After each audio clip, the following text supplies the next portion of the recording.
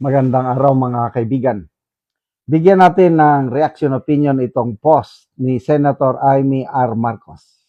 Good news po ito. Sabi niya, kumusta po SP Alan Peter Cayetano? Senator Pia Cayetano, tara, G! Go! Ano ba yung G? Go! Tinatawagan ko ang aming Senate President Alan Peter Cayetano. Buksan na ang Blue Ribbon Committee.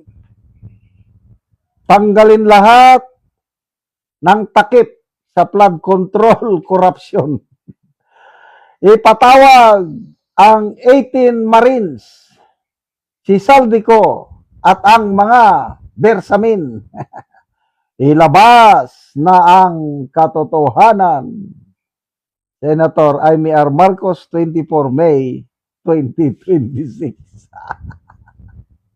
Ang sarap pakinggan, ano? Ipatawag, Brave 18, ilabas ang katotohanan. Ito na ang matagal na hinihintay ng taong bayan na ninakawan ng trilyones. Pilit nilang pinagtatakpan ang mga mastermind. Kailangan Diyos gumawa ng paraan para mailabas ang katotohanan. Wow! Oh, tingnan natin ang reaksyon ng taong bayan, no? 64,000 ang nag-react after just 1 hour.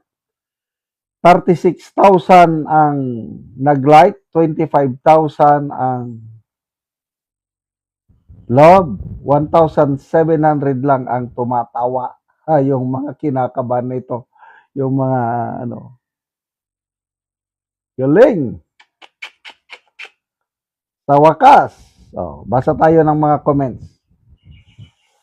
Big Boss Don, Ping Lacson, Vicente Tito Soto, Tara G. Lourdes Bulalakaw, we're very excited to open this hearing again at the Senate. Yeah.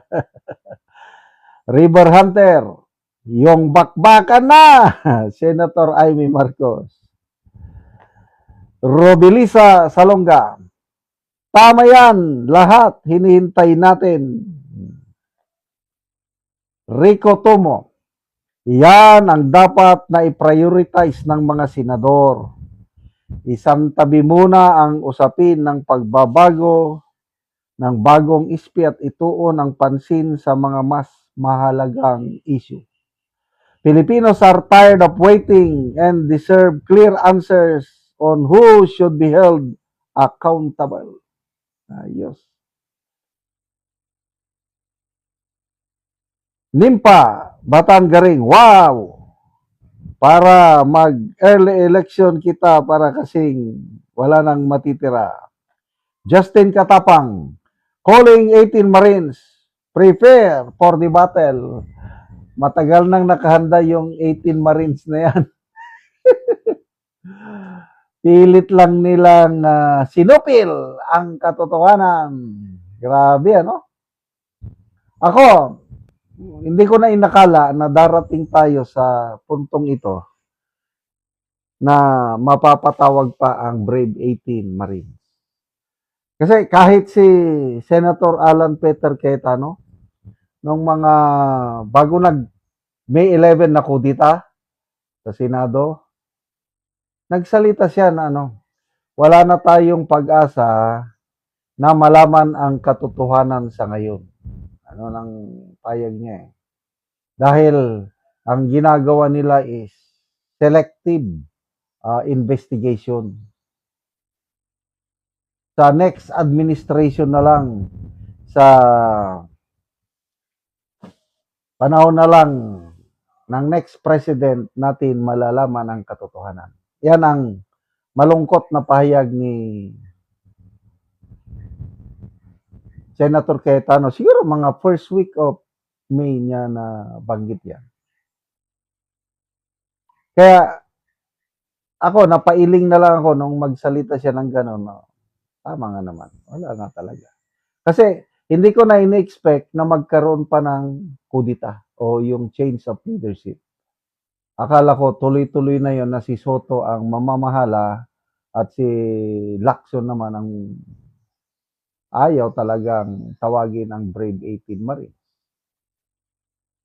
And then here comes the miracle. Yung May 11 na yun is pinaghandaan ng bawat grupo eh.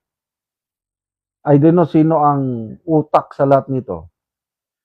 Kasi narinig ko si Senator Marcoleta. Sabi siya na pinayuhan niya si Bato. Huwag kang magpapakita. Sabi daw niya kay Bato eh. Buhay mo ito. Huwag kang paano ba yung exact word niya? Parang huwag kang magpakabayani. Parang ganun daw eh. Kaya lang, despite the warning ng mga kapwa niya senador, nagpakita pa rin si Bato. Nagpakita pa rin din. Pagpasok niya sa Senado, nandun na, naghintay ng mga NBI agents na aresto sa kanya. Ang milagro ng Diyos is mali ang NBI. Talagang God is working. Dalawang babae ang naunang mang-aresto sa kanya. 10 lahat yung NBI agents, kailang yung talagang unang lumapit na humawak sa kanya at nagpakilala na mga NBI kami sir, aarestuhin ka na namin. Mga babae daw. Siguro naman si Bato, I don't know kung ina-expect niya na gano'n ang mangyari. Dahil mga babae lang, tapos siya ay malaking katawan, na naitulak o na gano'n niya kagad, nakawala siya kagad sa dalawang babaeng NBI hanggang tumakbo na siya, din naghabulan na. Kaya kung ang ginawa pa is mga lalaki na 4 o 5, talagang full force ba? Hindi na sana siya nakatakas.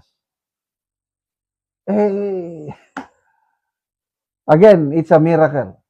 At ngayon na nga, dahil sa milagro ni Bato, dahil sa sakripisyo ni Bato, ito na, malalaman na natin ang katotohanan. Kailan kaya? Please, i-schedule niya na. Naghihintay ng sambayan ng Pilipino. Mga bersamin, mga cabinet secretaries na napangalanan, mga maleta gang members, patawag lahat.